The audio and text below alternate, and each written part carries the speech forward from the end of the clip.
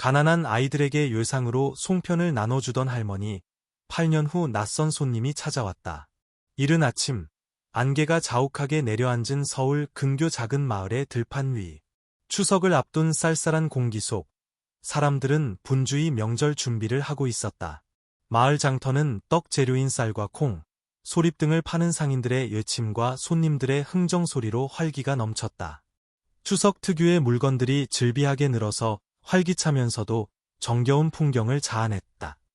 박순자 할머니는 집 앞 마당에서 커다란 찜통 옆에 쪼그리고 앉아 분주히 송편을 빚고 있었다. 소립과 갓 쪄낸 떡의 구수한 향기가 공기 중에 퍼져나가 지나가는 사람들의 발길을 붙잡았다. 할머니의 손은 재빠르게 움직였고 온화한 얼굴에는 피곤한 기색이 살짝 엿보였다. 할머니는 송편을 빚으며 손님들과 웃으며 이야기했다. 추석인데 송편이 없으면 무슨 의미가 있겠어요. 그리 멀지 않은 곳에서 할머니의 딸 민서가 장부를 들여다보며 어머니를 지켜보고 있었다. 어머니가 계속해서 예상으로 떡을 주는 것을 보며 민서의 얼굴에는 걱정이 가득했다. 엄마, 우리 먹고 살기도 빠듯한데 자꾸 예상으로 주시면 어떡해요. 저 사람들이 잊어버리면요? 박순자 할머니는 온화하게 웃었다. 추석에는 누구나 조상님께 올릴 송편이 필요한 법이지. 형편이 어려운 사람들은 우리가 도와야지. 나누며 사는 거지. 얘야. 민서는 한숨을 쉬며 더 이상 논쟁하고 싶지 않은 듯 속상한 마음으로 집 안으로 들어갔다. 그녀의 마음속에는 늘 먹고 사는 문제에 대한 부담감이 다른 모든 생각을 압도했다. 현실적인 민서와 달리 박순자 할머니는 마치 어떤 어려움도 자신의 인자함을 흔들 수 없다는 듯 태연하게 일을 계속했다. 근처에는 한 무리의 아이들이 조용히 서서 할머니의 떡 좌판을 바라보고 있었다. 그 아이들은 부모 없이 보호시설, 보육원에서 지내거나 어려운 환경에 처한 아이들이었다. 옷은 얇았고 싸늘한 바람에 몸을 제대로 가리지 못했다. 가장 나이가 많아 보이는 12살쯤 된 민준이가 아이들을 이끌고 다가와 머뭇거리며 물었다. 할머니, 이 떡 얼마예요? 박순자 할머니는 민준이를 전에 본 기억이 있었다. 막지만 자존심 강한 아이의 눈빛을 보며 할머니는 부드럽게 대답했다. 얘들아, 많이 어렵니? 일단 떡 가져가렴. 돈은 나중에 생기면 갚으렴. 민준이는 단호하게 고개를 저었다. 공짜로 얻고 싶지 않아요. 돈 생기면 다시 올게요. 그럼 이 떡은 너희들을 위해 맡아 놓을게. 다시 올 때 꼭 들르렴. 할머니는 미소를 지으며 민준이의 어깨를 가볍게 두드렸다. 바로 그때 장터 쪽에서 큰 소리가 들려왔다. 어이, 거기 꼬맹이들. 저리 안 가? 내 물건 앞에서 얼쩡거리지 마. 한 상인이 아이들이 자기 물건 근처에 서 있는 것을 보고 짜증내며 쫓아냈다. 민준이는 즉시 옆에 있던 지연이의 손을 잡고 달아나려 했지만 박순자 할머니가 먼저 다가와 부드럽게 말했다. 얘들이잖아요. 너무 심하게 그러지 마세요. 그리고 할머니는 몸을 숙여 작은 송편 2개를 더 집어 민준이에게 건넸다. 날씨가 추우니 이거라도 먹고 힘내서 계속 지내야지. 민준이는 고개를 숙여 감사 인사를 했다. 그의 눈빛은 아침 안개 속에서 더욱 반짝이는 듯했다. 아이들은 고개를 숙여 감사 인사를 하고 자리를 떠났다. 가장 어린 지연이가 떨리는 목소리로 오빠에게 물었다. 민준 오빠, 만약 우리가 돈을 못 갚으면 할머니가 화내실까? 민준이는 걸음을 멈췄다. 그의 눈빛에는 결의가 서려 있었다. 우리는 꼭 갚을 거야. 돈으로 못 갚으면 이래서라도 갚을 거야. 민서는 멀리서 그 광경을 지켜보며 속으로 불쾌감을 감추지 못했다. 엄마는 너무 사람을 믿어서 결국 우리 집만 손해본다니까. 그녀는 스스로에게 더 강해져야 한다고 다짐하듯 작게 중얼거렸다. 밤이 깊어지고 마을은 고요해졌다. 박순자 할머니는 떡찜통 옆에 앉아 있었다. 타오르는 장작불이 할머니의 고뇌에 찬 얼굴을 비췄다.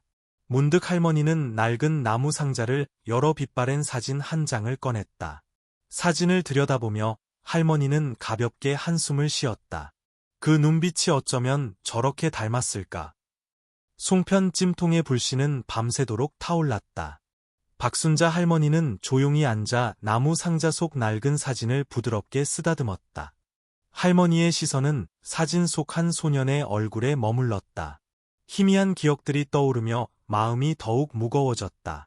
저 눈빛이 우연일까? 할머니는 속삭였다. 민서가 장부를 들고 뒤에서 다가왔다.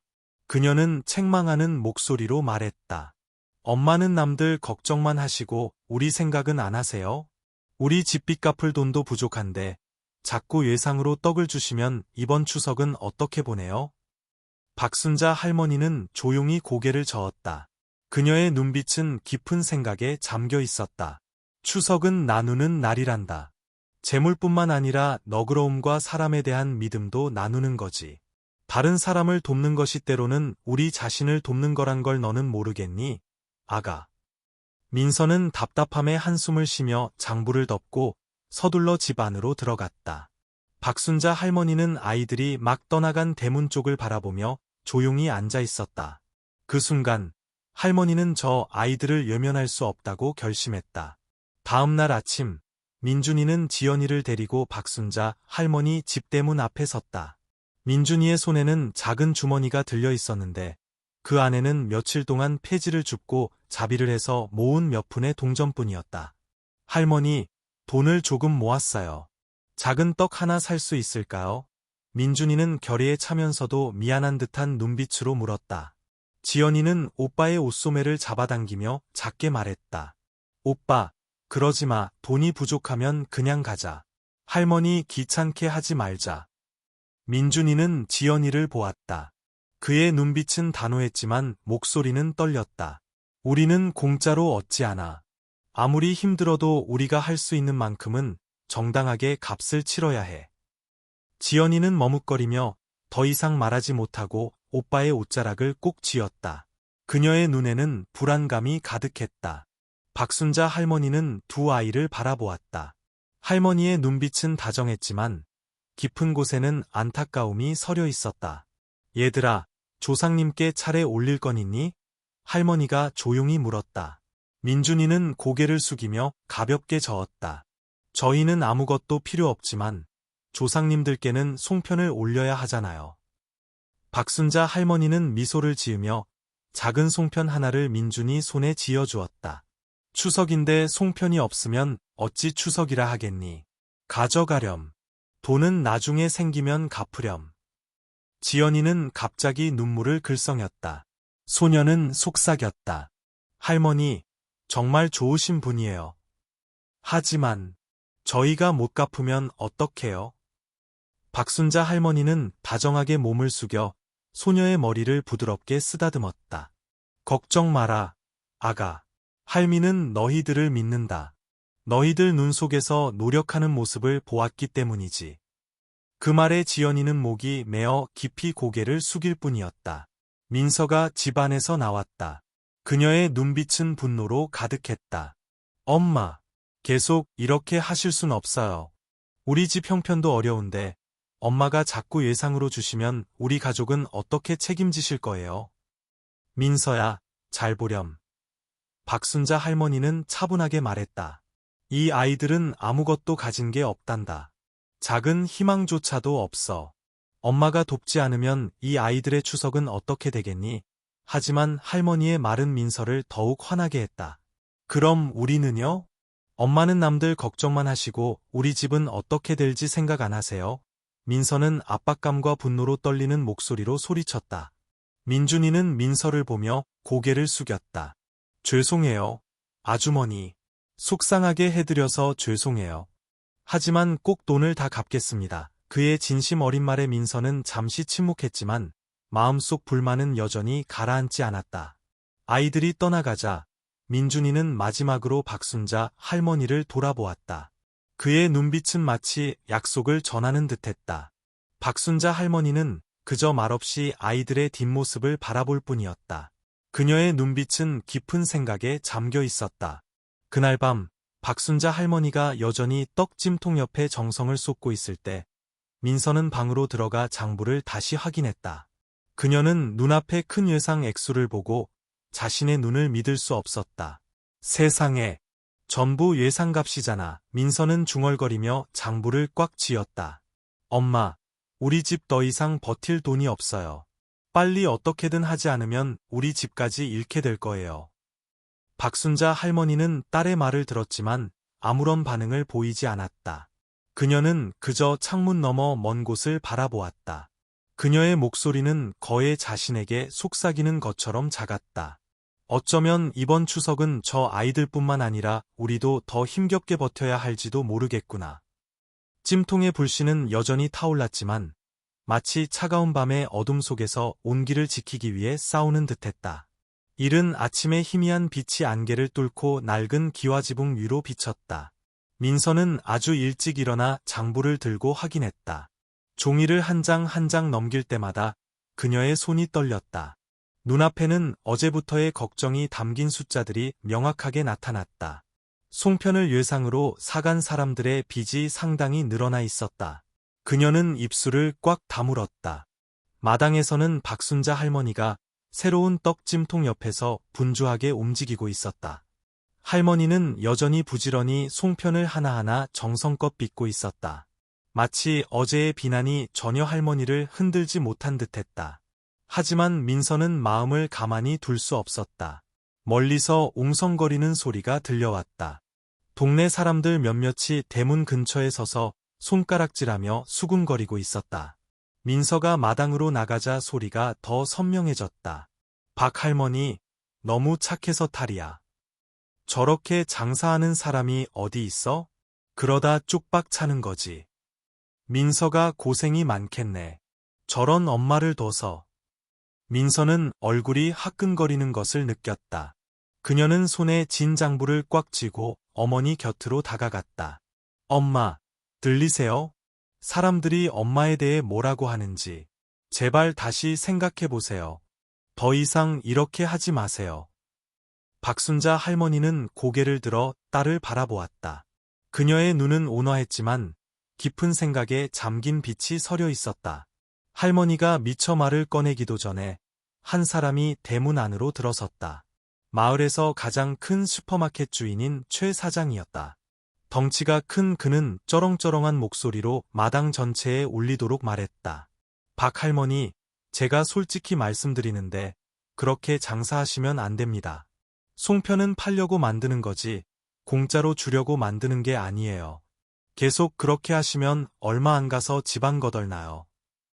박순자 할머니는 여전히 태연하게 손으로 송편 하나를 조심스럽게 더 빚으며 대답했다. 추석 송편은 파는 것만이 아니라 전통을 지키는 의미도 있는 겁니다. 최 사장님. 최 사장은 눈살을 찌푸리며 더욱 날카롭게 말했다. 뭘 지키든 간에 자식 생각도 좀 하셔야죠. 여기 민서 좀 보세요. 할머니 때문에 고생이 많잖아요. 빚은 쌓여가는데 안타깝지도 않으세요? 민서는 고개를 숙였다. 그녀의 눈빛에는 당혹감과 부끄러움이 역력했다. 그녀는 조용히 서서 최 사장이 계속 비난하는 것을 내버려 두었다.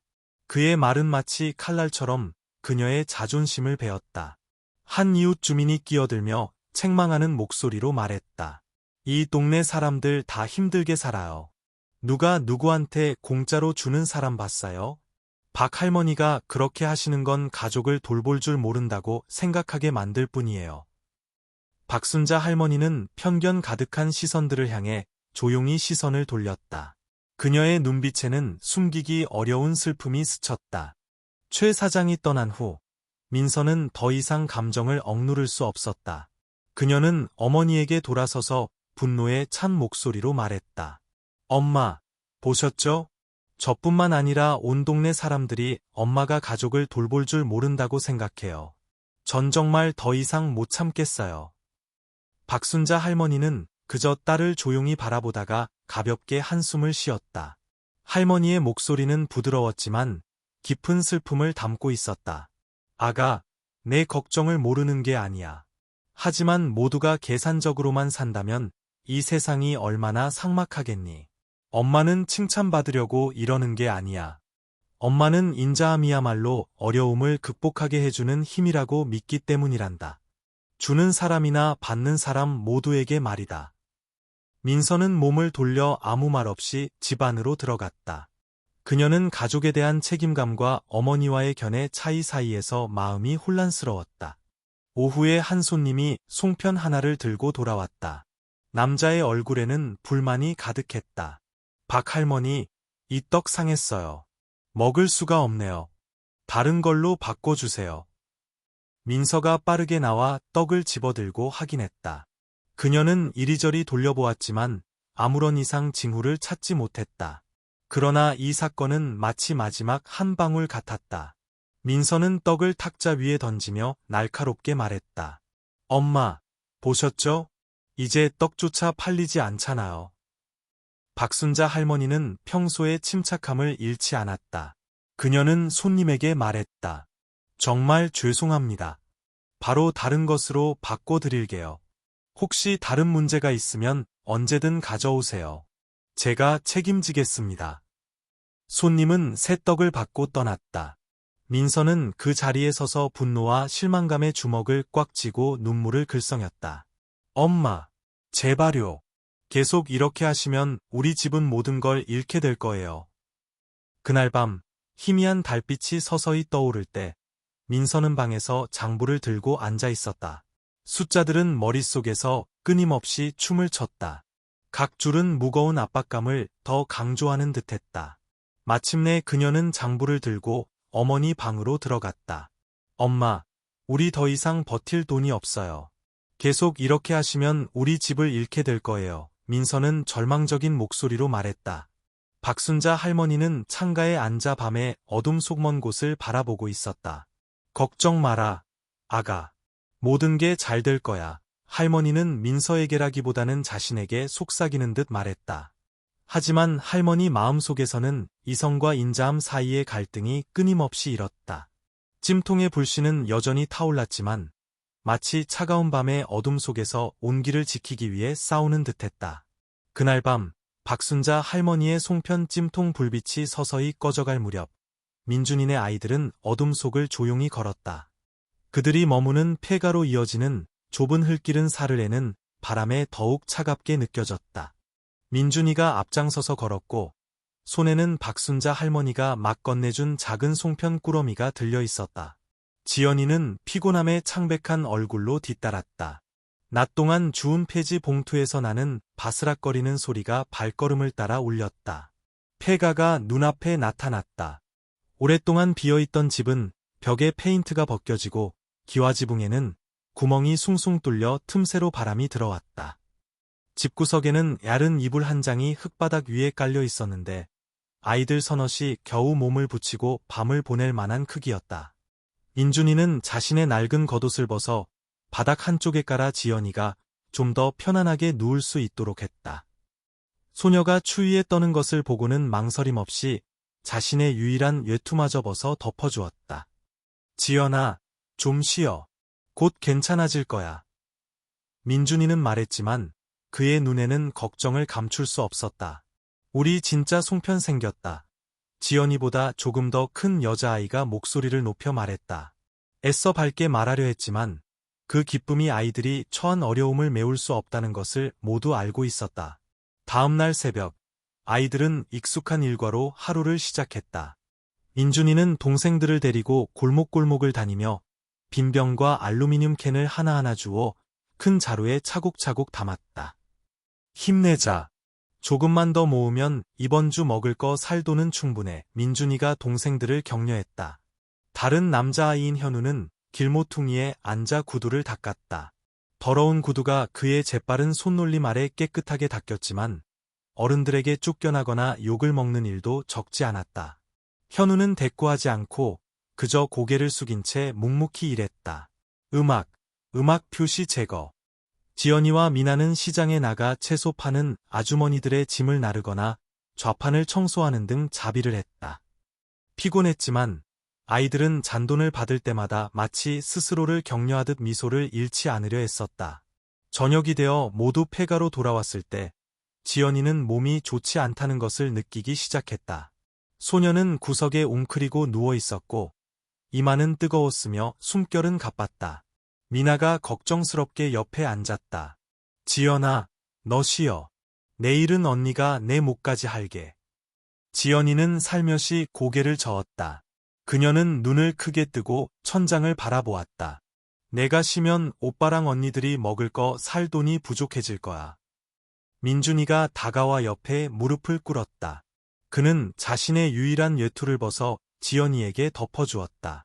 너는 꼭 나아야 해. 우리에게 내가 필요해.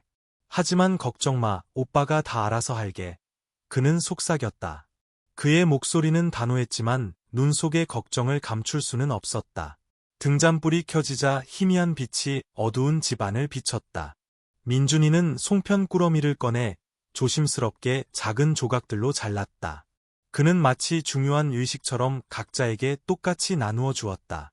희망 가득한 눈빛과 함께 송편 조각이 손으로 전해졌다. 민준이는 동생들이 송편을 먹는 모습을 찬찬히 살펴보았다. 마음속에는 안타까움과 감동이 함께 차올랐다. 송편은 작았지만 박순자 할머니가 보내준 인자함의 온기를 담고 있는 듯했다. 지연이는 손에 송편 조각을 들고 있었다. 창백한 얼굴에 희미한 미소가 떠올랐다. 올 추석에도 우리 송편 먹는다. 할머니 덕분에 몸이 좀 따뜻해지는 것 같아. 민준이는 동생들이 먹는 모습을 보며 가슴 벅찬 감동을 느꼈다. 얘들아, 그거 아니? 그가 말했다. 박 할머니는 우리에게 떡만 주신 게 아니야. 희망을 주신 거야. 나는 꼭 할머니께 갚을 거야. 돈뿐만 아니라 감사함도 함께. 등잔불빛 아래 아이들의 눈이 반짝였다. 작은 송편 조각이었지만 그것은 아이들에게 오랫동안 찾아 헤맸던 위로에 닿은 듯한 따뜻한 느낌을 선사했다. 그날 밤 모두가 잠든 후에도 민준이는 등잔불 옆에 앉아 있었다. 그는 동전 주머니를 열었다. 동전과 구겨진 지폐들이 작은 천 조각에 소중하게 쌓여 있었다. 그는 마치 매번 셀 때마다 돈이 늘어나기를 바라는 듯 몇 번이고 다시 세었다. 미나가 잠에서 깨어나 조용히 앉아있는 민준이를 보았다. 소녀는 조용히 물었다. 오빠, 뭐 하려고? 민준이는 고개를 들지 않고 단호하게 말했다. 박 할머니께 빚을 갚을 거야. 어떻게 할지는 곧 알게 될 거야. 그는 고개를 들어 창밖을 보았다. 밤하늘에는 작은 별들이 반짝였다. 마치 박순자 할머니가 그의 마음속에 밝혀준 희망의 빛 같았다. 민준이는 앞으로의 여정이 여전히 힘들 것이라는 것을 알았지만 멈추는 것을 스스로에게 허락하지 않았다. 다음 날 새벽, 마을은 여전히 차가운 안개 속에 잠겨 있었다.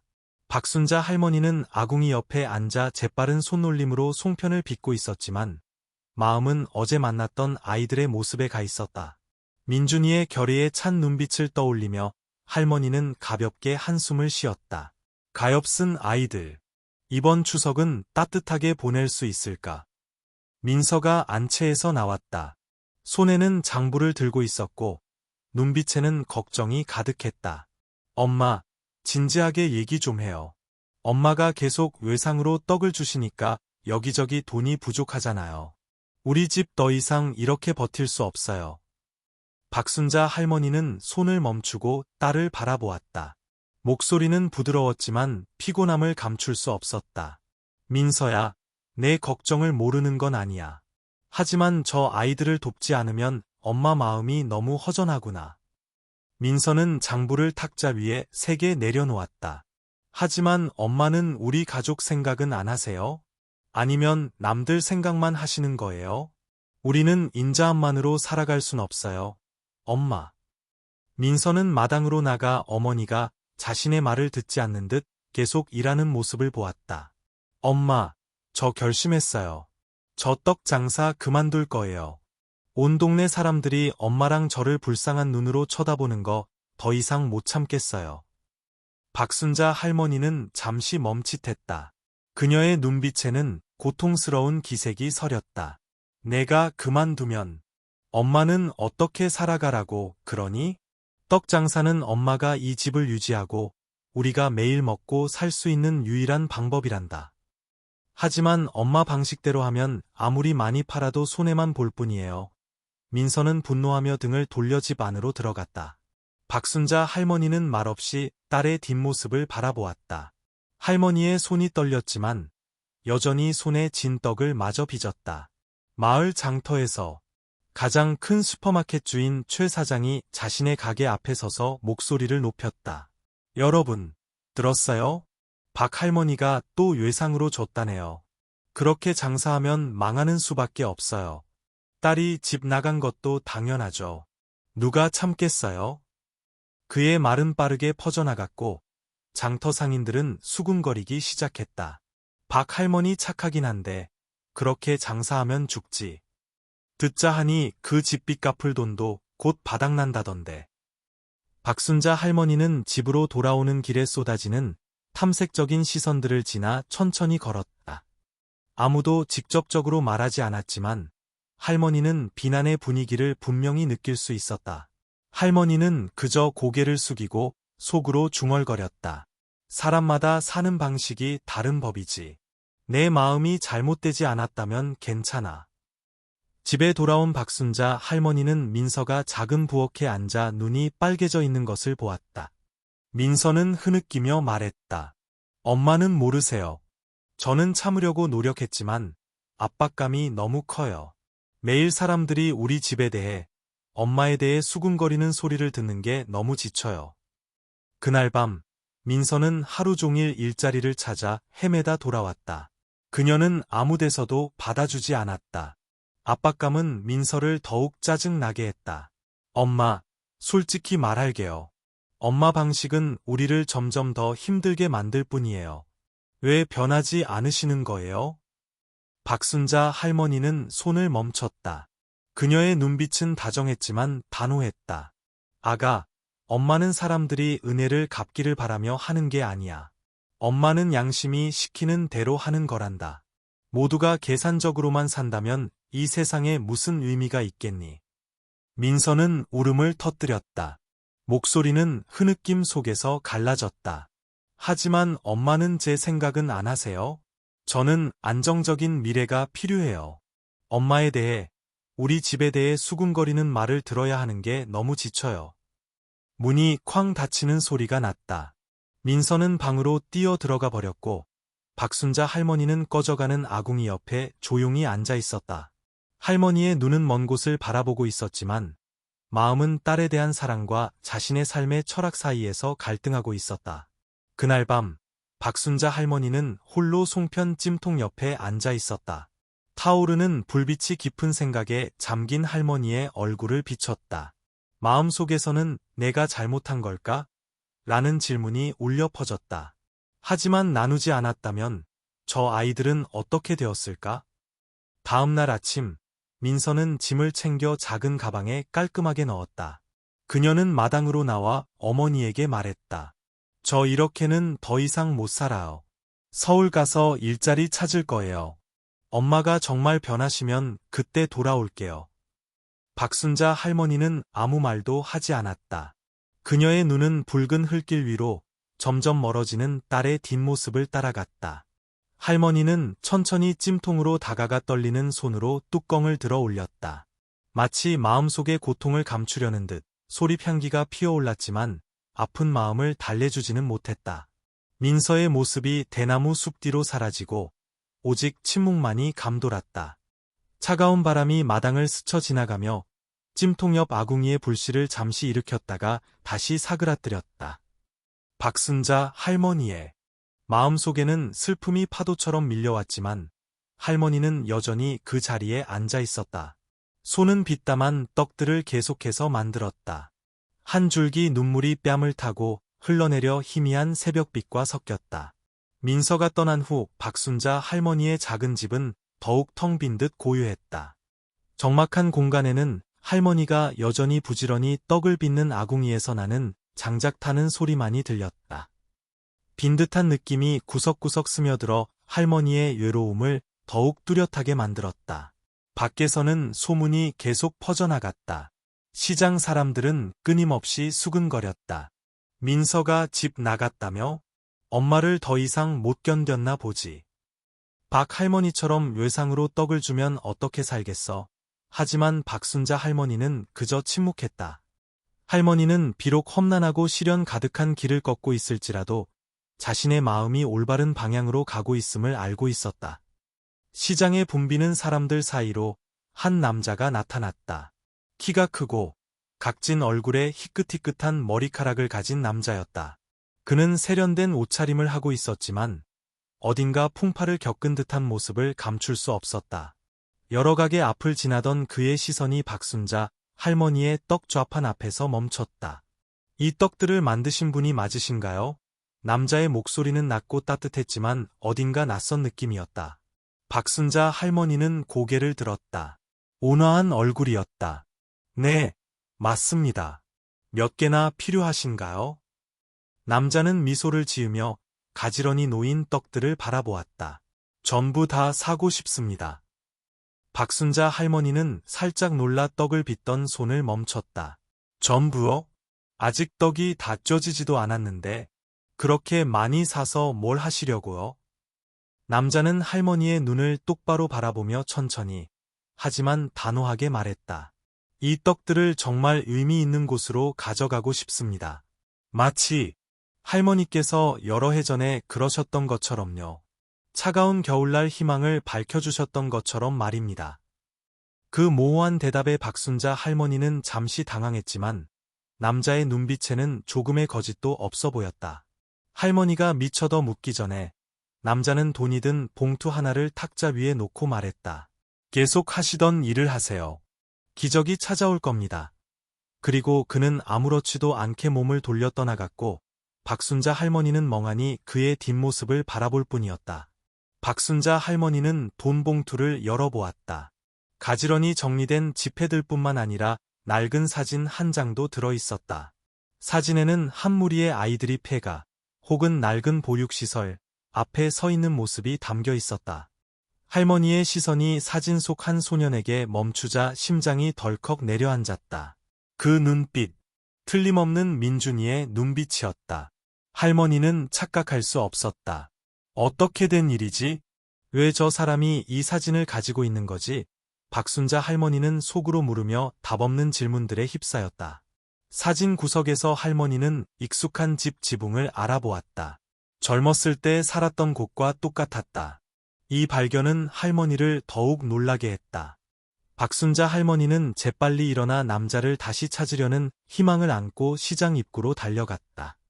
하지만 그는 이미 사라진 후였다. 그의 모습은 붐비는 사람들 속으로 섞여 들어갔다. 저 사람은 누구일까? 왜 나를, 그리고 민준이를 아는 거지? 사진을 손에 쥔 채 할머니는 멍하니 앉아 있었다. 이상한 메시지와 사진 속 민준이의 모습은 할머니의 마음을 혼란스럽게 했다. 그 소년의 익숙한 눈빛은 첫 만남부터 할머니의 뇌리를 떠나지 않았는데 이제 이 사진은 더 많은 비밀을 암시하고 있었다. 박순자 할머니는 중얼거렸다. 설마 저 아이가 거기서 살았었다는 건가? 아니면 내가 모르는 가족과 관련된 무언가가 있는 걸까? 질문들은 할머니를 더욱 고뇌하게 만들었다. 타오르는 불빛 옆에서 박순자 할머니는 오랫동안 사진을 바라보았다. 마음은 질문들로 무겁게 가라앉았다. 예전에 알고 지냈던 한 가족의 모습이 문득 떠올랐다. 민준이의 눈은 옛날 그 소년과 똑같았다. 할머니가 어려운 상황에서 만났던 그 소년. 할머니는 중얼거렸다. 설마 그들의 아이인가? 할머니의 시선이 사진 구석에 머물렀다. 희미한 서명이 있었는데 겨우 앞글자 몇 개만 읽을 수 있었다. 김. 할머니는 사진을 꽉 쥐었다. 거대한 진실이 숨겨져 있다는 예감이 들었다. 어둠이 서서히 내려앉았지만 박순자 할머니의 마음은 여전히 답을 찾느라 분주했다. 밖에서는 차가운 바람이 처마 밑을 쌩쌩 불었지만 할머니의 마음속에서는 작은 희망의 불꽃이 깜빡이고 있었다. 희망과 곧 다가올 기적의 불꽃이었다. 민서가 떠난 후 박순자 할머니의 작은 집은 더욱 텅 빈 듯 고요했다. 적막한 공간에는 할머니가 여전히 부지런히 떡을 빚는 아궁이에서 나는 장작 타는 소리만이 들렸다. 빈 듯한 느낌이 구석구석 스며들어 할머니의 외로움을 더욱 뚜렷하게 만들었다. 박순자 할머니는 송편 찜통 옆에 조용히 앉아 있었다. 타오르는 불꽃이 온화하지만 슬픔이 깃든 할머니의 얼굴에 빛을 비췄다. 할머니의 손은 오랜 세월 명절마다 해왔던 깊숙이 밴 습관처럼 끊임없이 떡을 뒤집었다. 할머니 앞탁자 위에는 낯선 남자가 남기고 간 낡은 사진이 여전히 놓여 있었다. 사진 속 소년의 눈빛은 할머니의 마음을 불안하게 했다. 저 눈빛, 어디서 본 것 같은데. 할머니는 가볍게 한숨을 쉬며 먼 허공을 향해 깊은 생각에 잠긴 눈빛을 보냈다. 아궁이의 불씨는 밤새도록 타닥거리며 타올랐다. 희미한 빛이 낡은 벽에 반사되었다. 그 작은 집 안에는 추석을 앞둔 날들의 평소와 같은 웃음소리나 떠들썩함이 없었다. 민서가 떠나 박순자 할머니 혼자 모든 것을 감당하게 된 후 모든 것이 더욱 고요해졌다. 소립과 찹쌀의 향기가 집 안 가득 퍼졌지만 할머니의 마음을 따뜻하게 하기에는 역부족이었다. 희미한 기억들이 더욱 선명하게 떠올랐다. 민서가 어렸을 적 손에 떡을 묶는 끈을 들고 집안을 뛰어다니며 제잘거리던 옛 추석날의 모습. 엄마, 나도 떡 더 빚어도 돼요? 남편은 찜통 옆에 앉아 크게 웃었다. 두 모녀 실컷 빚으시오. 불은 내가 보리다. 그 웃음소리는 이제 마치 느린 영화처럼 기억 속에만 남아 할머니의 마음을 더욱 무겁게 했다. 할머니는 조상님 모신 상에 향을 하나 피웠다. 향 연기가 부드럽게 퍼져나가며 할머니의 속삭임과 함께 흩어졌다. 우리 민서가 인자함의 가치를 알아주기만을 바랄 뿐이다. 부디 돌아오렴. 내가 건강하기만 하다면 모든 것이 괜찮아질 게다. 문밖에서는 차가운 바람이 불어와 마른 나뭇가지 부딪히는 소리를 실어날랐다. 박순자 할머니는 민서의 모습이 나타나기를 바라며 밖을 내다보았지만 보이는 것은 고요한 밤의 어둠뿐이었다. 멀리서 폭죽 터지는 소리가 들려와 설날 혹은 추석 전야 이 다가왔음을 알렸다. 폭죽의 불빛이 밤하늘을 밝혔지만 작은 집안은 여전히 조용했다. 박순자 할머니는 아궁이 옆에 앉아 밖에서 반짝이는 빗줄기들을 바라보았다. 마음속으로 생각했다. 민서도 어디선가 이 폭죽 소리를 듣고 있겠지. 명절은 음식상이 전부가 아니라 나눔의 마음이라는 것을 부디 알기를. 할머니의 시선은 낡은 사진 위에 멈췄다. 민준이의 익숙한 눈빛에 대한 기억이 문득 떠올랐다.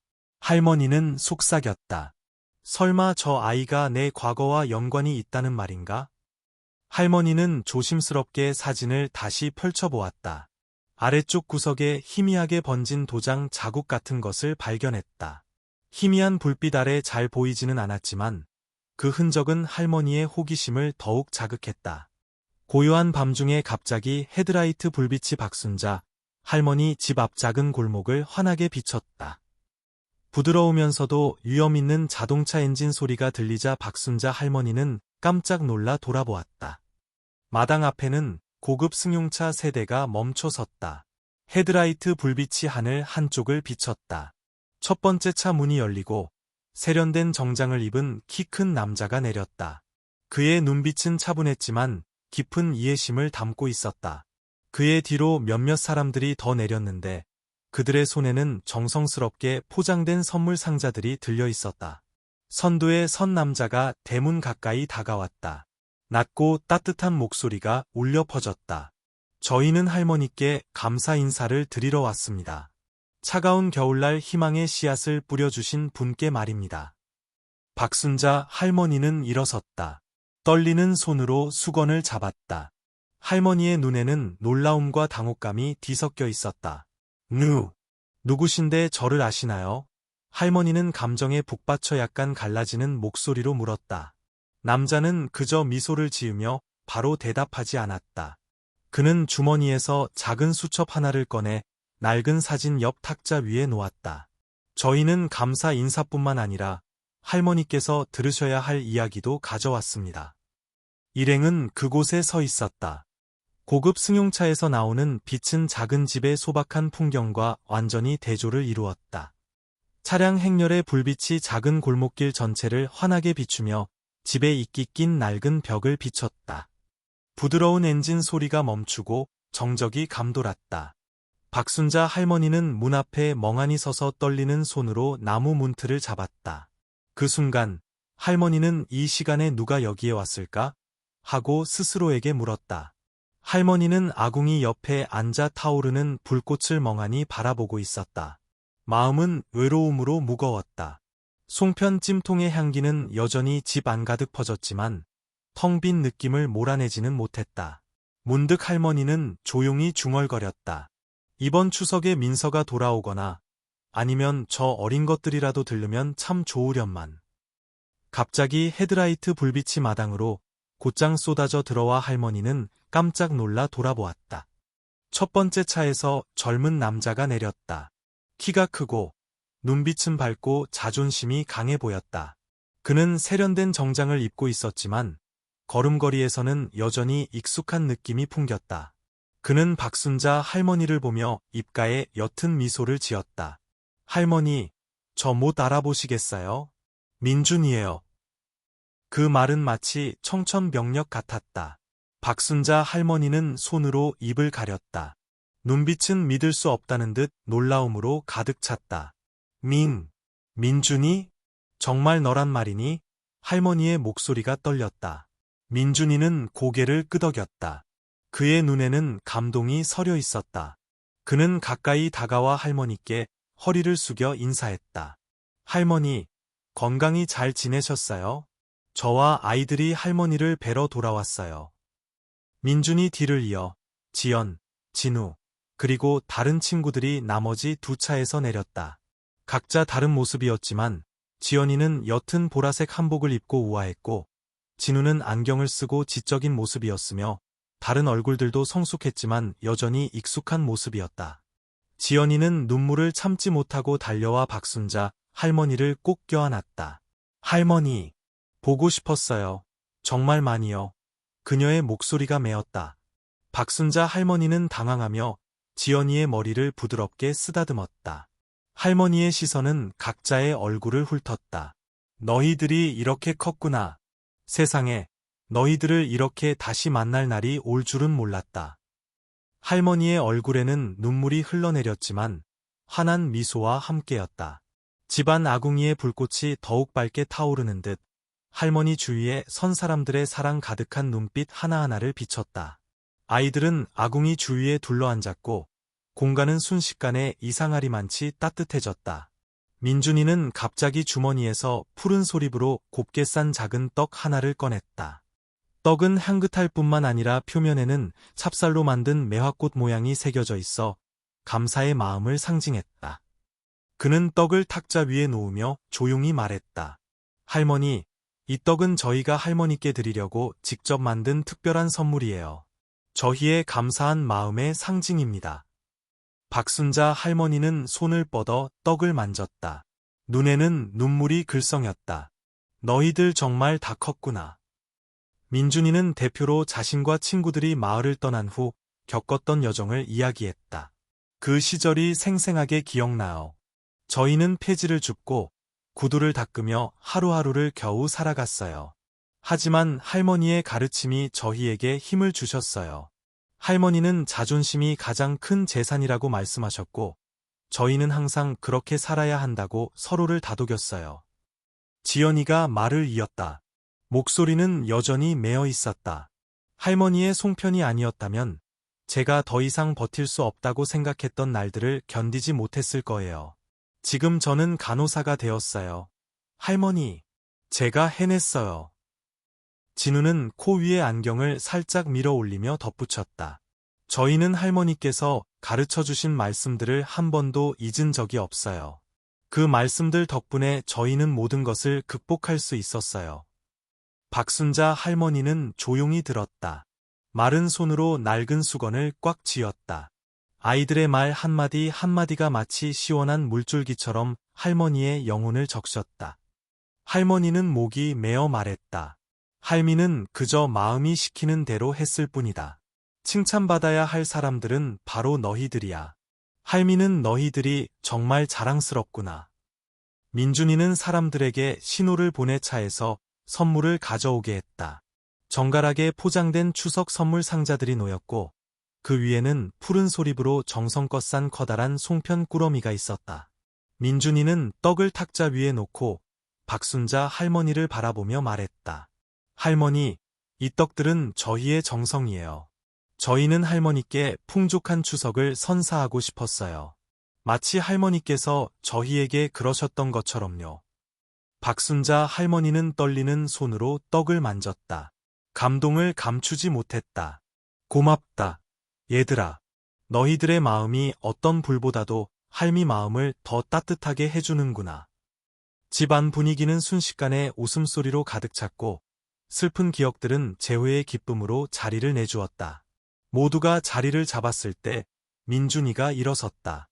그의 눈빛은 결의로 빛났다. 그는 박순자 할머니를 바라보고 옛 친구들을 둘러보았다. 할머니, 저희가 돌아온 것은 단지 할머니께 감사하기 위해서만이 아니에요. 저희는 할머니께서 더 큰 꿈을 이루시는 것을 돕고 싶어요. 저희는 이 작은 떡 좌판을 더 많은 어려운 사람들을 도울 수 있는 곳으로 만들고 싶습니다. 민준이의 말에 집안은 침묵에 잠겼다. 모두 놀랐지만 그들의 눈에는 동의와 감동이 서려 있었다. 박순자 할머니는 민준이를 바라보았다. 눈빛이 반짝였다. 너희들 정말 그렇게 하고 싶니? 민준이는 단호하게 고개를 끄덕였다. 네, 할머니께서 저희에게 희망의 씨앗을 뿌려주셨으니 이제 저희가 그 좋은 일들을 더 많은 사람들에게 이어가고 퍼뜨릴 차례입니다. 민준이의 말은 마치 모두의 마음속에 타오르는 불꽃 같았다. 집안 분위기는 더욱 활기차졌고 멀리서 들려오는 폭죽 소리는 끊이지 않았다. 박순자 할머니는 자신의 아이들을 바라보았다. 옛날의 그 아이들이 아니라 큰 포부를 가슴에 품은 성숙한 사람들이었다. 할머니는 조용히 고개를 끄덕였다. 아궁이 쪽을 바라보는 눈빛은 마치 기다리고 있는 새로운 여정에 대한 동의의 표시 같았다. 아침 햇살이 작은 창문을 통해 스며들어 따뜻한 집 안 공간을 비췄다. 박순자 할머니는 탁자 옆에 앉아 손에 진 수건으로 탁자 위 커다란 송편 꾸러미의 구석구석을 부드럽게 닦고 있었다. 아이들이 가져온 선물들은 깊은 감사의 마음을 상징하듯 가지런히 놓여 있었다. 할머니의 시선은 문밖을 향했다. 민준이와 친구들이 모여 무언가를 의논하고 있었다. 민준이가 작은 천 주머니를 들고 안으로 들어왔다. 그는 주머니를 탁자 위에 놓았다. 그의 눈빛은 진지했지만 따뜻했다. 할머니, 오늘 제가 온 것은 할머니께 감사하기 위해서만이 아니라 옛날 송편 예상값을 갚기 위해서이기도 해요. 이 돈이 할머니의 마음에 비하면 아무것도 아니겠지만 이것은 할머니께서 저희에게 심어주신 자존심의 상징입니다. 박순자 할머니는 깜짝 놀라 주머니를 열었다. 안에는 가지런히 정리된 지폐들이 들어있었다. 돈 주머니와 함께 푸른 소립으로 정성껏 싼 커다란 송편 꾸러미도 있었다. 할머니는 떡을 집어들었다. 눈물이 뺨을 타고 흘러내렸다. 너희들은 할미에게 빚진 것이 아무것도 없다. 할머니는 목이 메어 말했다. 할미는 그저 너희들이 잘 살기를 바랄 뿐이다. 그것으로 충분하다. 민준이는 깊은 숨을 들이쉬었다. 눈빛은 단호했다. 할머니, 저희는 많이 생각했어요. 할머니께서 하신 일은 저희의 인생을 바꾸었을 뿐만 아니라 인자함이 퍼져나가 다른 많은 생명을 구할 수 있다는 것을 가르쳐 주셨어요.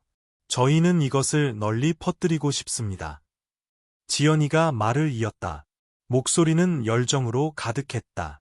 저희는 송편 생산 시설을 열 계획을 세웠어요. 그곳은 가난한 사람들을 위한 떡을 만들 뿐만 아니라 어려움을 겪는 사람들에게 일자리와 기회를 제공할 거예요. 옆에 앉아있던 진우가 조용히 덧붙였다. 저희는 할머니의 도움과 지도가 필요해요. 이 일을 할머니보다 더 잘할 수 있는 사람은 아무도 없어요. 민서는 조용히 앉아 듣고 있었다. 아이들의 말 한마디 한마디가 마치 바늘처럼 그녀의 마음을 찔렀고 예전에 어머니를 비난했던 자신에 대한 후회감을 느끼게 했다.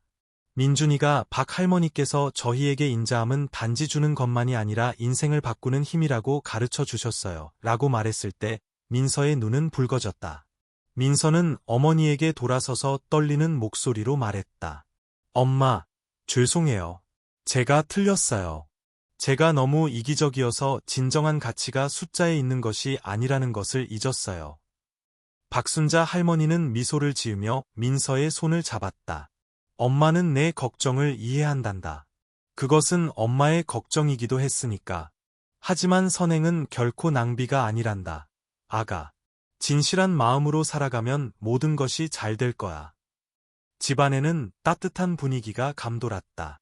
민서는 자발적으로 제안했다. 제가 아이들이 계획을 실행하는 것을 돕고 싶어요. 저는 재정 관리 경험이 있으니 그 부분을 잘 해낼 수 있을 거예요. 민준이는 희망에 찬 눈빛으로 고개를 끄덕였다. 우리는 해낼 수 있어요. 민서 누나. 할머니와 모두의 도움만 있다면 분명 성공할 거예요. 모두가 활기차게 이야기하고 있을 때 정장을 입은 한 남자가 문 앞에 나타났다. 그는 손에 카메라를 들고 있었고 친근한 미소를 짓고 있었다. 안녕하세요. 저는 서울의 큰 신문사에서 온강 기자라고 합니다. 저는 할머니와 여기 청년들의 이야기를 들었습니다. 이 아름다운 이야기를 더 많은 사람들에게 전파하고 싶어서 왔습니다. 박순자 할머니는 약간 당황했다. 할머니는 조용히 말했다. 저는 그저 마음이 시키는 대로 했을 뿐인데 제 이야기가 신문에 날 만한 것인지 모르겠네요. 강 기자는 부드럽게 대답했다. 바로 이런 소박하고 진실된 이야기들이야말로 사람들의 마음을 움직이는 힘을 가지고 있습니다. 할머니께서 하신 선행을 널리 알릴 수 있도록 도와주세요. 강 기자는 주머니에서 낡은 사진 한 장을 꺼내 조심스럽게 박순자 할머니에게 건넸다. 제가 우연히 오래된 자료 속에서 이 사진을 찾았습니다. 사진 속 소년이 혹시 할머니 이야기의 일부인가요? 박순자 할머니는 떨리는 손으로 사진을 받아들었다. 사진 속에는 민준이와 똑같은 눈빛을 가진 소년이 있었다. 할머니는 사진을 뚫어지게 바라보았다. 희미한 기억들이 밀려왔다. 할머니의 눈빛에는 놀라움과 감동이 역력했지만 아직 아무 말도 하지 않았다. 방 안은 침묵에 잠겼고 오직 아궁이의 불타는 소리만이 들렸다. 마치 더 큰 이야기가 곧 밝혀질 것을 예고하는 듯했다. 아침 햇살이 박순자 할머니 집 마당으로 이어지는 작은 골목길 위에 부드럽게 쏟아졌다. 분위기는 평소보다 활기찼다. 민준이네 청년들, 민서, 그리고 이웃 주민들까지 모두 함께 송편을 빚고 있었기 때문이다. 웃음소리, 소립 스치는 소리, 찹쌀의 구수한 향기가 바람에 섞여 옛날의 걱정을 모두 날려버리는 듯했다. 민준이는 아이들에게 소립을 깔고 쌀과 소를 넣어 네모 반듯한 송편을 만드는 방법을 세심하게 가르쳤다. 민서는 관리자 역할을 맡아 일을 깔끔하게 정리하고 각자에게 구체적인 임무를 분담했다. 이 찜통 먼저 다 빚고 나서 옆 두 마을의 어려운 가정에 가져다 드릴 거예요. 민서는 열정 가득한 눈빛으로 말했다. 주변 이웃들이 하나둘씩 와서 힘을 보탰다. 한 아주머니가 싱싱한 소립 한 묶음을 가져와 박순자 할머니 앞에 조용히 놓았다. 박 할머니, 제가 소립 좀 가져왔어요. 예전에는 할머니 하시는 일을 이해 못했지만 이제 보니 정말 넓은 마음을 가지셨네요. 박순자 할머니는 힘을 보태는 손길들을 보며 가슴 벅찬 감동을 느꼈다. 할머니는 조용히 말했다. 모두 고맙습니다. 우리 모두 좋은 일을 할 수 있어요. 비록 작은 일일지라도요. 그날 저녁 모두가 돌아간 후 박순자 할머니와 민서는 아궁이 옆에 앉아 있었다. 타오르는 불빛이 두 모녀의 깊은 생각에 잠긴 얼굴을 비췄다. 엄마, 민서가 떨리는 목소리로 입을 열었다. 저는 예전에 엄마가 가족 생각은 안 하고 남에게 주기만 한다고 생각했어요. 하지만 이제는 엄마의 인자함이 다른 사람을 도울 뿐만 아니라 제가 가진 것에 감사하는 법을 가르쳐 주셨다는 걸 알아요. 박순자 할머니는 조용히 민서의 손을 잡았다. 할머니의 눈에는 사랑이 넘쳤다. 엄마는 그저 내가 나누는 것이 결코 잃는 것이 아니라는 것을 알기를 바랐을 뿐이다. 내가 그것을 이해하게 되어 정말 기쁘구나. 두 모녀는 말없이 마지막 송편들을 함께 빚었다. 하지만 각자의 마음속에는 유대감과 사랑이 가득했다. 일주일 후 박순자 할머니의 이야기가 한 주요 신문의 일면에 실렸다. 기사 제목은 작은 마을에서 피어난 인자함의 불꽃이었고 박순자 할머니와 민준이네 아이들의 여정, 그리고 이 자선 모델을 지원하기 위한 민서의 조용한 희생을 다루었다. 기사가 나가자마자 긍정적인 반응이 쏟아졌다. 남쪽 지방의 낯선 사람에게서 편지가 도착했다. 할머니의 이야기가 제게 영감을 주었습니다. 저도 주변의 어려운 사람들을 돕기 위해 무언가를 하고 싶어졌습니다. 마을 사람들은 더 이상 박순자 할머니를 비난하지 않았다.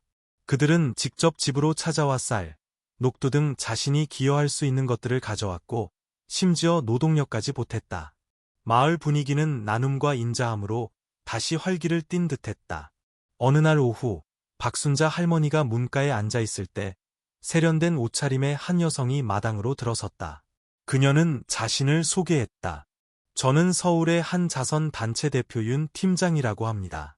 신문 기사를 통해 할머니의 이야기를 알게 되었고 이 모델을 확장하는 데 도움을 드리고 싶습니다.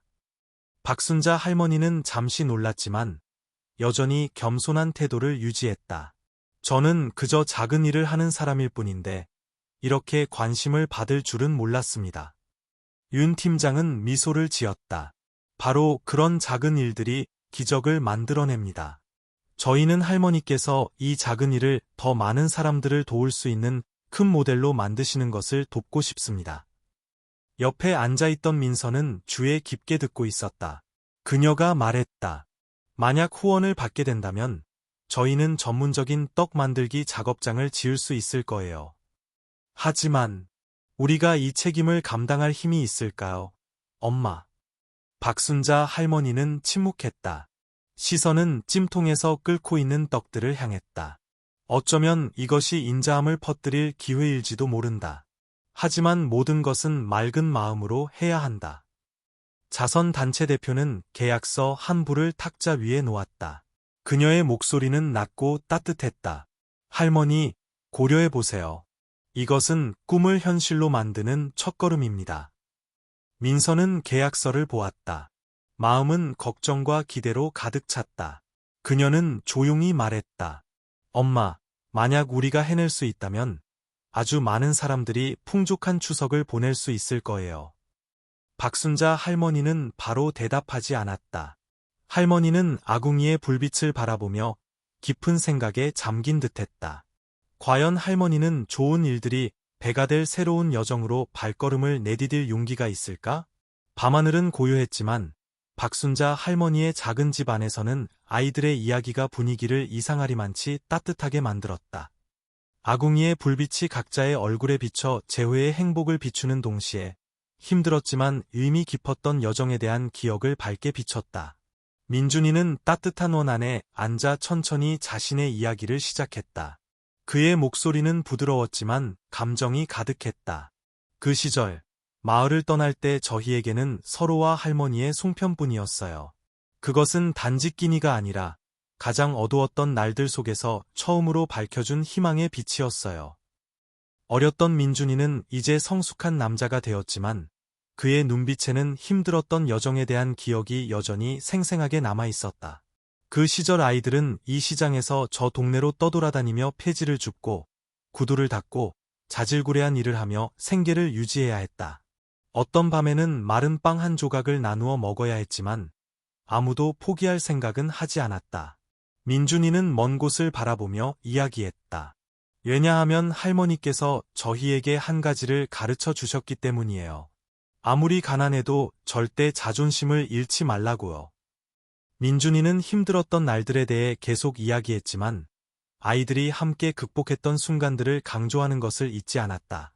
한 번은 지연이가 심하게 열이 났을 때 저희 모두 이틀 동안 굶고 약 살 돈을 모았어요.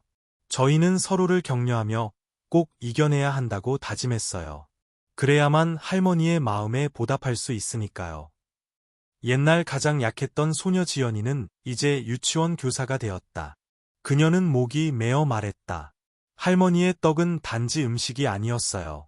그것들은 제가 살아남고 꿈꿀 수 있게 해준 원동력이었어요. 이제 저는 다른 아이들을 가르쳐요. 할머니께서 저를 도와주셨던 것처럼요. 그 아이들도 삶을 바꿀 기회를 갖기를 바라면서요. 가장 조용했던 멤버였던 진우는 이제 엔지니어가 되었다. 그는 공유했다. 좌절할 때마다 할머니의 미소와 사람으로서 가장 소중한 것은 자존심이라는 말씀을 떠올렸어요. 그 말씀들이 제가 제 길을 굳건히 걸어갈 수 있도록 지켜주셨어요. 민준이는 아이들이 선행에 보답하기 위해 했던 일들에 대해 계속 이야기했다. 그들은 서로 도왔을 뿐만 아니라 그러한 인간적인 가치를 다른 어려운 사람들에게도 퍼뜨렸다. 매년 추석이면 저희는 직접 송편을 빚어 노숙자분들이나 가난한 가정에 가져다 드려요. 비록 떡 하나지만 그것이 할머니께서 저희에게 그러셨던 것처럼 그분들의 마음을 밝힐 수 있다고 믿어요. 민준이의 말의 방 안 분위기는 더욱 차분해졌다. 모두가 마치 길고 험난했지만 동시에 매우 의미 있는 여정을 그의 이야기를 통해 보는 듯했다. 민준이는 주머니에서 작은 봉투 하나와 커다란 송편 꾸러미를 꺼내 탁자 위에 놓았다. 그는 고개를 숙였다. 목소리가 떨렸다. 할머니, 저는 제 빚을 절대 잊지 않았어요. 이것은 작은 보답이지만 저희에게는 할머니께서 가르쳐 주신 자존심의 상징입니다. 박순자 할머니는 떨리는 손으로 봉투를 집어들었다가 다시 내려놓았다. 할머니는 조용히 말했다. 너희들은 할미에게 빚진 것이 아무것도 없다. 할미는 그저 너희들이 잘 살기를 바랄 뿐이다. 그것으로 충분하다. 민서는 한쪽 구석에 앉아 조용히 눈물을 닦았다. 그녀는 일어나 어머니와 아이들을 바라보며 말했다. 제가 선행이 낭비라고 생각했을 때 틀렸어요. 여러분이 하신 일들을 보니 엄마가 항상 옳았다는 것을 깨달았어요. 박순자 할머니는 민서의 손을 잡고 부드럽게 미소 지었다. 엄마는 그저 내가 이해하기를 바랐을 뿐이다. 나누는 것은 결코 잃는 것이 아니란다. 민준이가 일어섰다. 손에는 작은 지도가 들려 있었다. 그는 지도 위 가난한 지역들을 가리키며 말했다. 저희는 여기서 멈추지 않을 거예요. 저희는 이 송편 나눔 모델을 어려운 시골 마을 곳곳으로 퍼뜨리고 싶어요. 작은 떡 하나가 얼마나 많은 사람들에게 온기를 가져다 줄 수 있는지 보여주고 싶어요. 하늘이 점점 어두워졌다. 박순자 할머니의 작은 집 안 등잔불 빛이 아궁이의 붉은 불빛과 어우러져 희미하게 타올랐다. 아이들은 송편 찜통 주위에 둘러앉아 있었고 떠들썩한 웃음소리가 겨울의 추위를 녹였다. 바로 그때 갑자기 문 두드리는 소리가 울려 퍼져 따뜻한 분위기를 깼다. 문이 살짝 열리며 이전에 나타났던 낯선 남자의 모습이 드러났다. 그는 긴 외투를 걸치고 있었고 희끗한 머리카락이 등잔불 빛에 반사되었다. 손에는 작은 꾸러미를 들고 있었다. 그의 눈빛은 깊었지만 친근함이 느껴졌다. 박 할머니, 그가 조용히 말했다. 또 폐를 끼치러 왔습니다. 박순자 할머니는 손을 멈추고 놀라서 물었다. 저를 무슨 일로 찾으셨나요? 남자는 천천히 꾸러미를 탁자 위에 내려놓았다. 그는 꾸러미에서 편지 한 통을 꺼내 조심스럽게 박순자 할머니에게 건넸다. 이 편지는 제 아버님께서 할머니께 보내고 싶어 하셨던 것입니다. 할머니께서 여전히 궁금해하시는 질문들 중 일부의 답이 될 것입니다. 박순자 할머니는 편지를 열었다. 늙었지만 단정한 글씨체를 보자 손이 떨렸다. 편지는 이렇게 시작했다. 박순자 할머니께. 저는 김영우라고 합니다. 아주 오래전 어느 추석날 할머니의 도움을 받았던 사람입니다. 이어지는 글들은 박순자 할머니를 20년 전 기억 속으로 데려갔다. 김영우 씨는 당시 흉년으로 조상님께 올릴 쌀조차 없었던 자신의 가족의 어려운 형편을 이야기했다. 그와 아내, 아이들은 궁핍 속에서 살았다. 한 해의 마지막 날, 희망이 거의 사라졌을 때 박순자 할머니가 그에게 송편 한 꾸러미와 함께 추석에는 희망이 빠질 수 없지라는 격려의 말을 건넸다고 했다. 그 송편은 저희 가족에게 단지 음식이 아니었습니다. 그것은 길을 밝혀주는 빛이었고 제가 맨손으로 다시 일어서서 삶을 재건할 수 있도록 해준 원동력이었습니다. 편지에서 김영우 씨는 박순자 할머니의 인자함 덕분에 다시 시작하기로 결심했고 나중에 산간 지역에 빈곤층 지원센터를 열게 되었다고 썼다. 그는 감격에 찬말로 편지를 마무리했다.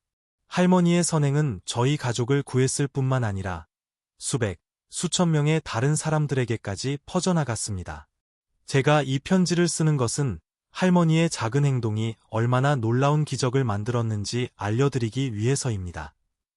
낯선 남자는 박순자 할머니가 편지를 다 읽을 때까지 조용히 지켜보았다. 할머니가 고개를 들자 그의 눈빛은 부드러웠고 목소리는 낮고 따뜻했다. 저는 김영우 씨의 아들 김지훈입니다. 아버지는 항상 할머니를 저희 가족의 인생을 바꾸신 분으로 말씀하셨습니다. 저는 감사 인사를 드리고 할머니께서 시작하신 일을 이어가기 위해 이곳에 왔습니다. 지훈 씨는 아버지가 돌아가시기 전에 박순자 할머니의 선행이 얼마나 큰 파급력을 가졌는지 할머니께서 아시기를 간절히 바랐다고 말했다. 김영우 씨는 박순자 할머니가 한 일이 단지 한 가족을 돕는 데 그치지 않고 자신과 다른 많은 사람들이 함께 인간적인 가치를 퍼뜨리도록 영감을 주었다고 믿었다. 이제 저는 할머니와 여기 젊은 친구들과 협력하고 싶습니다. 지훈 씨는 민준이와 친구들을 향해 시선을 돌리며 말했다. 우리는 이 송편 나눔 모델을 확장해서 누구도 추운 명절을 보내지 않도록 할 수 있습니다. 박순자 할머니는 손에 편지를 꼭 쥐었다. 눈물이 흘러내렸다. 할머니는 감동하며 말했다. 제가 한 작은 일이 이렇게 멀리까지 영향을 미칠 줄은 몰랐습니다. 당신 아버님이야말로 제가 감히 생각지도 못했던 인자함을 큰일로 만드신 분입니다. 조용히 듣고 있던 민준이가 이제 일어섰다. 그의 눈빛이 밝아졌다. 저희는 기꺼이 돕겠습니다. 이것은 할머니께서 일깨워 주신 꿈을 실현할 기회입니다. 지연이가 고개를 끄덕이며 말을 이었다. 만약 더 많은 사람들을 도울 수 있다면 저희는 당연히 해야 한다고 생각해요. 떠나기 전에 지훈 씨는 탁자 위에 작은 나무 상자 하나를 놓았다. 조심스럽게 잠겨 있었다. 그는 조용히 말했다. 이 안에는 아버님께서 할머니께서 간직하시길 원했던 것이 들어 있습니다. 할머니의 과거와 관련이 있습니다. 준비가 되시면 열어보세요. 박순자 할머니는 상자를 보았다. 손이 떨렸다. 할머니의 눈빛에는 놀라움과 긴장감이 교차했다. 그 상자는 마치 할머니가 오랫동안 잊고 지냈던 기억의 일부를 담고 있는 듯했다. 아궁이의 불빛이 박순자 할머니의 깊은 생각에 잠긴 얼굴을 비추는 동안 방 안은 침묵에 잠겼다. 민준이네 청년들과 지훈 씨는 조용히 할머니를 바라보며 앞으로 밝혀질 일들을 기다렸다. 아침 햇살이 박순자 할머니 집으로 이어지는 작은 골목길 위에 쏟아졌다. 찹쌀과 소립향기가 떠들썩한 웃음소리와 어우러져 분위기는 그 어느 때보다 활기찼다. 오늘 박순자 할머니의 마당은 지연, 민서가 직접 만든 작은 깃발과 등불로 화려하게 장식되어 마치 새 옷을 입은 듯했다. 민준이는 분주하게 테이블과 의자를 준비했고 아이들은 커다란 송편찜통을 마당으로 힘겹게 옮기며 의미 있는 하루를 준비했다. 민준이와 지연이가 뜨거운 송편찜통을 낑낑거리며 옮기는 동안 지연이가 웃으며 옛날 이야기를 했다. 옛날 생각난다. 내가 아주 어렸을 때 처음 할머니한테 송편 받았을 때 말이야. 그때는 떡을 안고 먹지도 못하고 그냥 추석날 아침까지 아껴두려고만 했었어. 박순자 할머니는 그 말을 듣고 떡을 빚으며 온화한 미소를 지었다. 그 약했던 아이가 이렇게 훌륭한 선생님, 간호사, 이 되었구나. 인생은 참 우리에게 놀라운 일들을 선사하는구나. 할머니의 말에 마당 전체가 웃음바다가 되어 따뜻하고 친근한 분위기를 만들었다. 아침 일찍부터 이웃 주민들이 삼삼오오 모여들었다. 손에는 작은 선물들을 들고 있었다. 김 할머니는 푸른 바나나 한 송이를 가져왔고 예전에 박순자 할머니를 비난했던 최 사장은 이번에는 커다란 찰밥 한 쟁반을 힘겹게 들고 왔다. 오늘 좋은 날인데 축하드리러 왔습니다. 우리 동네 사람들 다 할머니 같으면 고생하는 사람 없을 텐데. 다른 아주머니는 박순자 할머니의 도움 덕분에 그 추운 겨울을 넘길 수 있었다고 이야기했다. 할머니께서 송편 한 소들 전부 주셔서 그걸 팔아 아이를 키울 수 있었어요. 할머니가 아니었다면 아마 버티지 못했을 거예요. 민서는 마당 구석에 조용히 서서 그 이야기들을 들으며 마음이 뭉클해졌다. 그녀가 예전에 부담이라고 생각했던 것들이 이제는 어머니와 수많은 사람들을 연결해준 작은 기적들처럼 눈앞에 펼쳐졌다. 그녀는 속으로 생각했다. 엄마는 내가 생각했던 것보다 훨씬 더 의미 있는 일들을 많이 하셨구나. 내가 엄마를 원망했던 건 잘못이었어. 마을 아이들이 송편 탑쌓기 시합을 벌이자 마당은 웃음소리로 가득 찼다. 아이들은 이길 때마다 껑충껑충 뛰며 기뻐했고 곧바로 손을 내밀어 집에 가져갈 떡을 하나 더 달라고 졸랐다.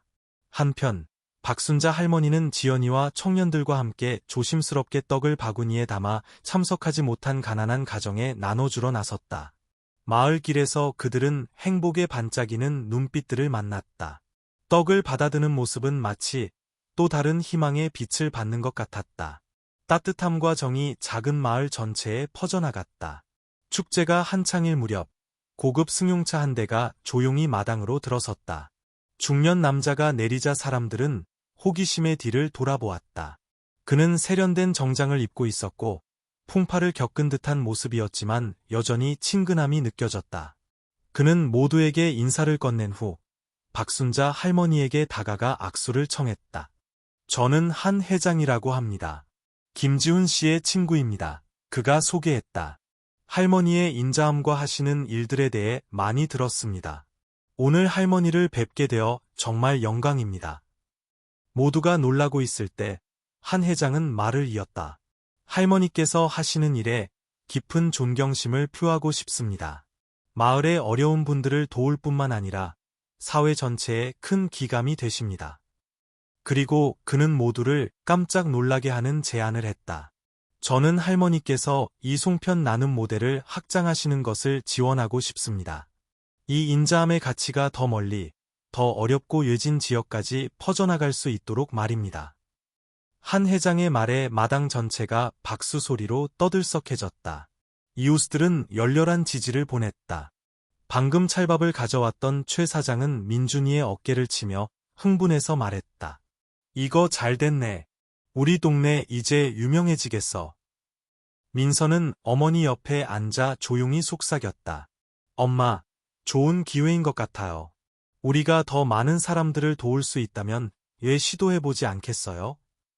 박순자 할머니는 감동하여 주위를 둘러본 후 천천히 말했다. 저는 그저 늙은 노인일 뿐입니다. 제가 한 일은 다른 사람들을 돕기 위한 것이었지, 이렇게 큰일을 할 생각은 못했습니다. 한 회장과 민준이는 서로를 바라보았다. 눈빛에는 고뇌가 역력했다. 한 회장은 깊은 생각에 잠겨 대답했다. 때로는 바로 그런 소박한 일들이 가장 큰 변화를 만들어냅니다. 더 생각해보세요. 저는 할머니의 선행이 더 널리 퍼져나갈 수 있다고 믿습니다. 축제가 끝나고 사람들이 하나둘씩 돌아가자 조용한 공간이 남았다. 박순자 할머니는 아궁이 옆에 앉아 있었다. 깊은 생각에 잠긴 눈빛은 지훈 씨가 남기고 간 나무 상자를 향했다. 민준이가 다가와 조용히 물었다. 할머니, 혹시 무슨 걱정이라도 있으세요? 박순자 할머니는 대답하지 않고 그저 밖에 밝은 달빛을 바라보았다. 마음속에서는 미래에 대한 걱정과 희망 사이에서 갈등하는 듯했다. 그날 아침, 부드러운 햇살이 박순자 할머니 집 앞마당 큰 느티나무 잎사귀 사이로 비쳤다. 청년들, 박순자 할머니, 민서, 그리고 한 회장이 낡은 나무 탁자 주위에 둘러앉아 엄숙하면서도 친근한 분위기를 자아냈다. 민준이는 중앙에 서서 세부 사항이 가득한 설계 도면을 손에 들고 있었다. 그의 눈빛은 계획에 대한 믿음만큼이나 밝게 빛났다. 민준이는 열정 가득한 목소리로 시작했다. 저는 많이 생각했고 지금이 우리의 꿈을 현실로 만들 적기라고 믿습니다. 제 계획은 자선 송편 작업장을 여는 것입니다. 그는 설계 도면을 펼쳐 명확하게 구분된 구역들을 가리켰다. 송편 작업장은 세 구역으로 나뉠 겁니다. 생산구역, 기술-교육구역, 그리고 판매구역입니다. 가난한 분들이 오셔서 기술을 배우고 송편을 만들면서 안정적인 수입도 얻을 수 있습니다. 청년들은 흥분하며 동의했다. 지연이가 의견을 덧붙였다. 저는 특별한 추석 선물 세트를 디자인해서 추가로 판매할 거예요. 각 선물 세트에는 인자함에 대한 의미 있는 메시지를 담을 거고요. 예전에 건설 현장에서 일했던 현우가 자신감 있게 말했다. 저는 시설 건축 부분을 돕겠습니다. 모두 공동의 목표를 위해서요. 계획이 매우 상세하게 들렸지만 민서는 여전히 걱정을 감추지 못했다. 그녀가 말했다. 민준아, 내 아이디어는 아주 좋아. 하지만 실행하려면 많은 자금이 필요해. 자금원이 불안정하면 모두 큰 위험에 처할 수 있어. 박순자 할머니는 딸의 손을 잡았다. 할머니의 눈빛은 부드러웠지만 설득력이 있었다. 민서야, 엄마는 내가 도울 수 있다고 믿는다. 너는 재정 관리를 잘하잖니. 내가 함께 한다면 이 프로젝트는 성공할 거야. 민서는 잠시 망설이다가 고개를 끄덕였다. 어머니와 논쟁 없이 참여에 동의한 것은 이번이 처음이었다. 민서의 마음속에는 마치 작은 불꽃이 타오르는 듯했다. 믿음과 책임감의 불꽃이었다. 생산 분야에서 많은 경험을 쌓은 기업가 한 회장이 일어나 연설했다. 저는 여러분의 정신에 깊이 감명받았습니다. 저는 이 프로젝트에 투자하겠습니다. 재정적인 지원뿐만 아니라 기술 지원과 대규모 파트너 연결도 돕겠습니다. 그는 탁자 위에 수표 한 장을 놓았다. 그의 눈빛은 확고했다. 이것은 초기 자본금입니다. 계획이 구체화되면 여러분이 원활하게 추진할 수 있도록 추가 자금을 지원하겠습니다. 한 회장의 말의 분위기는 터질 듯 환호로 가득 찼다. 청년들과 민서 모두 큰 희망이 아주 가까이 다가왔음을 느꼈다. 회의가 거의 끝나갈 무렵, 여전히 분위기가 떠들썩할 때 갑자기 중년 남자가 대문 앞에 나타났다. 그는 정장을 입고 있었지만 목소리는 날카로웠다. 나는 박철수라고 하오. 박 할머니의 먼 친척이오. 이 땅이 내 소유라는 것을 알리러 왔소. 박순자 할머니는 멈칫했다. 송편 닦던 수건을 쥔 손이 떨렸다. 할머니는 놀란 목소리로 말했다. 이 집에서 30년 넘게 살았는데 어떻게 그런 말씀을 하실 수 있나요? 박철수 씨는 입꼬리를 올리며 비웃었다. 이 땅이 우리 가족 소유라는 것을 증명하는 서류를 찾았소. 만약 당신이 나가지 않으면 이 문제를 법정으로 가져갈 것이오. 민서가 즉시 일어나 팽팽한 목소리로 물었다. 어떻게 그러실 수 있어요? 이 땅은 저희가 자란 곳이에요. 설마 종이 몇 장 때문에 모든 것을 깨뜨리시려는 건가요? 박철수 씨는 동요하지 않고 서류 사본 한 부를 남겨두고 떠났다. 그는 덧붙여 말했다. 법정에서 봅시다. 박순자 할머니는 멍하니 앉아 서류 사본을 뚫어지게 바라보았다. 방금까지의 떠들썩한 웃음소리는 긴장감 가득한 침묵으로 바뀌었다. 청년들과 한 회장 모두 할머니를 안심시키려 했었지만 그들의 마음속에도 걱정이 가득했다. 민준이가 일어섰다. 그의 목소리는 단호했다. 저희는 할머니께서 이곳을 떠나시도록 내버려 두지 않을 거예요. 제가 변호사를 찾아 이 문제를 해결하겠습니다. 그렇게 말했지만 민준이는 할머니를 더 걱정시키지 않기 위해 계획을 비밀로 하기로 결정했다. 그는 옛 가족 사진이 걸린 벽을 올려다보았다. 그의 눈빛에는 어떤 해결책에 대한 믿음이 반짝였다. 하늘이 막 밝아오고 약한 햇살이 박순자 할머니 집 앞 대나무 숲 사이로 비쳤다. 시골 마을의 평화로운 분위기가 급한 발걸음 소리와 박철수 씨의 날카로운 목소리에 깨졌다. 박철수 씨는 낯선 사람 몇 명과 함께 대문 앞에 서 있었다. 그의 목소리가 울려 퍼졌다. 박 할머니, 마지막으로 경고하러 왔소. 만약 여기서 나가지 않으면 나는 공권력의 도움을 받아 강제 집행할 것이오. 그의 손에는 땅 문서 사본이 들려 있었고 마치 승리를 확신하는 듯 흔들고 있었다. 주변 이웃들은 하던 일을 멈추고 작은 집 쪽을 바라보았다. 수군거리는 소리가 퍼지기 시작했다. 박순자 할머니가 나왔다. 작고 아담한 모습이었지만 눈빛은 여전히 평정을 유지하고 있었다. 박철수 씨, 만약 당신 서류를 믿는다면 법이 결정하도록 합시다. 하지만 저는 추억과 인자함은 단지 종이 몇 장으로 지워질 수 없다고 믿습니다. 할머니의 침착한 말에 박철수 씨는 약간 주춤했지만 여전히 큰 소리로 외쳤다. 누가 옳은지 봅시다. 나는 이 일을 그냥 넘어가지 않을 것이오. 민서가 어머니의 손을 잡고 집 안으로 끌었다. 걱정 가득한 목소리였다. 엄마, 혼자서 저 사람을 상대하실 수 없어요. 엄마 건강이 예전 같지 않으시잖아요. 박순자 할머니는 가볍게 웃었다. 눈빛은 단호했다. 민서야, 엄마는 단지 이 집 때문에 이러는 게 아니야. 이곳은 내 아버지의 추억이 깃든 곳이고 엄마가 너에게 인자함이 무엇인지 가르쳐준 곳이야. 엄마는 포기할 수 없다. 민서는 어머니의 손을 꼭 잡았다. 처음으로 야윈 몸 뒤에 숨겨진 강인한 정신력을 느꼈다. 민준이는 청년들을 모두 모았다. 그는 단호한 목소리로 말했다. 우리는 박 할머니께서 혼자 고통받으시도록 내버려 둘 수 없어. 지금이 행동할 때야. 민준이와 지연이는 이장님을 찾아가 박순자 할머니의 상황을 설명했다. 그들은 할머니가 마을에 기여한 바를 이야기하고 할머니가 이곳에서 30년 넘게 살아왔다는 점을 강조했다. 이장님은 고개를 끄덕이며 도울 방법을 찾아보겠다고 약속했다. 지연이는 마을의 작은 그룹을 이끌고 이웃들로부터 서명을 받았다. 많은 사람들이 기꺼이 서명했고 심지어 박순자 할머니에게 감사하는 글을 덧붙이기도 했다. 까다로운 이웃이었던 최 사장이 군중 속에서 나왔다. 이번에는 그의 목소리가 또렷했다. 제가 증언합니다. 이 땅은 박 할머니 소유입니다. 할머니께서 박철수 씨 아버지에게서 사셨지만 그해 홍수 때 서류가 유실되었습니다. 그는 오래된 지도까지 가져와 땅 경계를 명확히 가리켰다.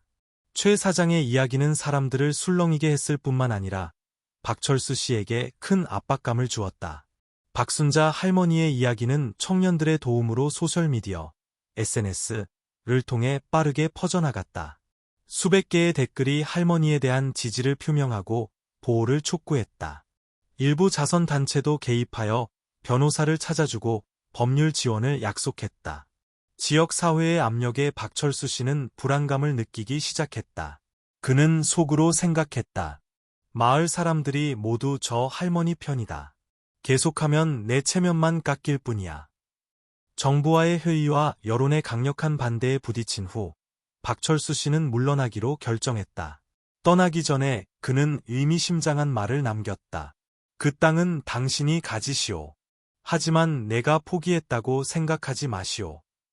모두 안도의 한숨을 내쉬었지만 박순자 할머니의 얼굴에는 여전히 걱정스러운 눈빛이 남아 있었다. 모든 일이 잠시 진정되었을 때 박순자 할머니는 집 앞 처마 밑에 앉아 있었다. 몽롱한 눈빛으로 먼 들판을 바라보았다. 민서가 다가와 부드럽게 물었다. 엄마, 괜찮으세요? 박순자 할머니는 딸의 손을 잡고 가볍게 웃었다. 엄마는 괜찮다. 하지만 아마 엄마는 이런 일들을 마주하기에는 너무 늙었나 보다. 말이 끝나자마자 박순자 할머니는 갑자기 바닥으로 쓰러졌다. 그 광경에 민서와 청년들 모두 겁에 질려 달려왔다. 민서는 어머니를 껴안고 눈물을 쏟아냈다. 주변 사람들은 서둘러 도움을 줄 방법을 찾았다. 아침 햇살이 부드럽게 창문 틈으로 스며들어 박순자 할머니의 작은 집 안을 비췄다. 오늘 아침 마을 분위기는 유난히 활기찼다. 오늘은 특별한 날, 박순자 할머니가 평생 지켜온 사랑의 불꽃을 공식적으로 넘겨주는 날이기 때문이다. 박순자 할머니는 마당 중앙의 낡은 나무 의자에 앉아 있었다. 주위에는 민서, 민준이, 그리고 성숙해진 청년들이 있었다. 할머니 손에는 오랫동안 품어왔던 계획들을 꼼꼼하게 기록한 작은 수첩이 들려 있었다. 할머니의 목소리는 느렸지만 단호했다. 엄마는 긴 길을 걸어왔다. 하지만 이제 이 여정은 너희들이 이어가야 한다. 뜨거운 열정과 사랑으로 가득 찬 너희들이 말이다. 민서는 어머니를 바라보았다. 눈에는 눈물이 고였다. 그녀는 고개를 숙였다. 목소리가 떨렸다. 엄마께서 쌓아 올리신 가치를 지키기 위해 모든 것을 다하겠다고 약속할게요. 엄마를 실망시키지 않을 거예요. 민준이가 앞으로 나섰다. 목소리는 결의로 가득했다. 저희는 할머니께 너무 많은 것을 받았습니다. 이제 저희가 행동으로 보답할 때입니다. 할머니께서 밝히신 불꽃은 결코 꺼지지 않을 것입니다. 박순자 할머니는 미소를 지었다. 부드럽지만 자랑스러움이 가득한 미소였다. 마당에서는 커다란 송편 찜통이 여전히 끓고 있었고 아궁이 연기가 붉은 불빛과 섞여 공간 가득 퍼져나가며 사랑의 온기를 전했다. 이웃들이 많이 모여들었다. 각자 박순자 할머니의 선행에 대한 감동적인 이야기를 가지고 왔다. 찜통 옆에 앉은 한 노인이 낮은 목소리로 말했다. 이 떡들은 단지 추석 음식이 아니라 인자함의 상징이고 이웃 간의 정입니다. 노인 옆에서는 어린아이들이 마당 주위를 뛰어놀며 할머니에게서 받은 송편 이야기를 앞다투어 하고 있었다. 서울에서 온 한 기자가 따뜻한 풍경을 조용히 지켜보고 있었다. 그는 꼼꼼하게 메모하고 때때로 카메라를 들어 순간순간을 기록했다. 박순자 할머니는 기자를 보며 머뭇거리며 물었다. 이 작은 이야기가 신문에 날 만한 가치가 있을까요? 기자는 미소를 지었다. 눈빛은 존경심으로 가득했다. 어르신, 바로 이런 소박하고 진실된 이야기들이야말로 우리 사회에 필요한 것입니다. 어르신은 단지 몇 사람을 도우신 것이 아니라 공동체 전체에 믿음과 희망을 심어주셨습니다. 하늘이 점점 어두워지고 첫 폭죽 소리가 울려 퍼졌다. 화려한 빛이 밤하늘 전체를 밝혔다. 박순자 할머니 집 마당에서는 모두가 송편 찜통 주위에 둘러앉았다. 민서는 어머니 옆에 섰다. 처음으로 그녀는 주위 사람들에게서 퍼져나오는 따뜻함을 느꼈다. 그녀는 어머니를 바라보았다. 눈빛에는 새로운 믿음이 빛나고 있었다. 이제 성숙해진 청년들은 자신들의 꿈을 나누었다. 민준이가 말했다. 할머니, 저희는 이 모델을 더 많은 곳으로 가져가고 싶어요. 누구도 추운 명절을 보내지 않도록요. 박순자 할머니는 민서와 민준이의 손을 잡았다. 눈빛은 애정으로 가득했다. 이 세상 살아가면서 많은 것이 필요하지 않다. 그저 우리가 나눌 줄 알면 모든 것이 자연스럽게 돌아올 것이다. 마을의 한 어린 아이가 고개를 들어 물었다. 할머니, 만약 아무도 갚지 않으면요?